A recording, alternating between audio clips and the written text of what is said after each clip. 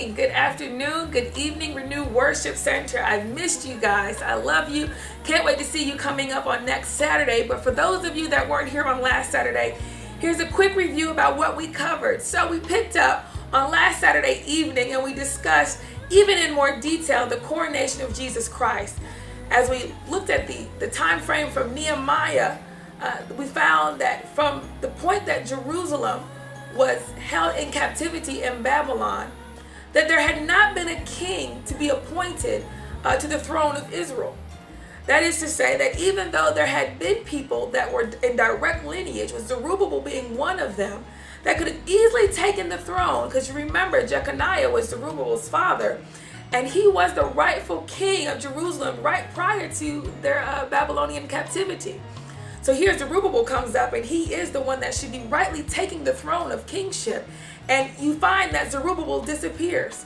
Approximately 57 years later, or 50 years later, here comes Nehemiah and begins to rebuild the city gates. We don't even see Zerubbabel anymore. He just vanishes out of the text. So as Nehemiah, as we discussed on last week and these couple of weeks, begins to build and rebuild the walls of Jerusalem, there still is an error that there is a need for a king. And as a matter of fact, Nehemiah is accused of trying to be the new king of the Jews. And he just had received permission from his king as the king's cupbearer to come and help in the rebuilding project. So people began to assume that you must be trying to take the throne of Israel. And Nehemiah says, certainly not. I'm not trying to be king. And he even returns back to the king's side, the Persian king Artaxerxes. He goes back to Artaxerxes and he sits and finishes his job there. So Nehemiah had an opportunity to take the kingship, to take the throne in Israel, and he denied it. He refused it. And we find that Israel never had another king from that point on. No one ever took the rightful throne as the king of the Jews until the arrival of Jesus Christ. And even upon Pontius Pilate's accusation of Christ being the king of the Jews with the sign inscribed over his head, Jesus proclaims that he is the king of the Jews. He says, it is as you say.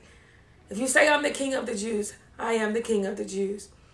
And so here we had an opportunity on last week to study in detail and compare the coronation of a queen, Queen Elizabeth II. Back in 1953, we had a chance to discover how her coronation ceremony went. And we reviewed all the pomp and circumstance, the pageantry, the songs, the orders of services, the honor, all of these glorious things that were done for a mere mortal. And then when we look at the Son of God and the Son of Man, here we find that Jesus forgoes all of the pomp and circumstance. He forgoes all of the glory that was rightly deserving of him.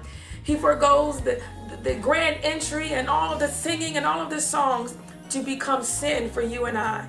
What a mighty and compassionate God we serve. That he knows that his day of glory is coming and that we become heirs of his throne. That is that the glory that he forfeited, he's finding in the saving of our souls. Can you imagine that here the glory of the Father is actually in us? Just as when we see the coronation of Queen Elizabeth II, that she had a train of women that held her train. And as she moved, these women, her handservants, carried her train. And as she moved to the throne, they carried her train even further. And every time she moved, they carried her train. The train represents the glory of the one that is ruling. And can you imagine that we could be part of that same ceremony for Christ? That we would be what he would consider his crowning glory. You and I, mere humans, full of so many mistakes, that he finds joy in that. So that was last week's catch-up. We looked at that in detail, and we decided to take that same idea of Christ's return and see what happens in the book of Romans. As a matter of fact, Paul begins to identify the kingship of Christ and his rightful seat on the throne as being a seed of David, and the fact that this kingship was given to you and I. Now, this is interesting because Romans opens and Paul begins to talk about the seed of David and how Christ fulfills the prophecies of the Old Testament and New. So, last week's homework assignment, a week prior, you had to read Romans 1 through 3.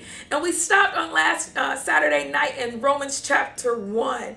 And we got as far as 2 verses. And then we had to break because our next week's homework assignment, if you guys have your notes, Our next week's homework assignment actually included discovering in more detail the lineage of Jesus Christ.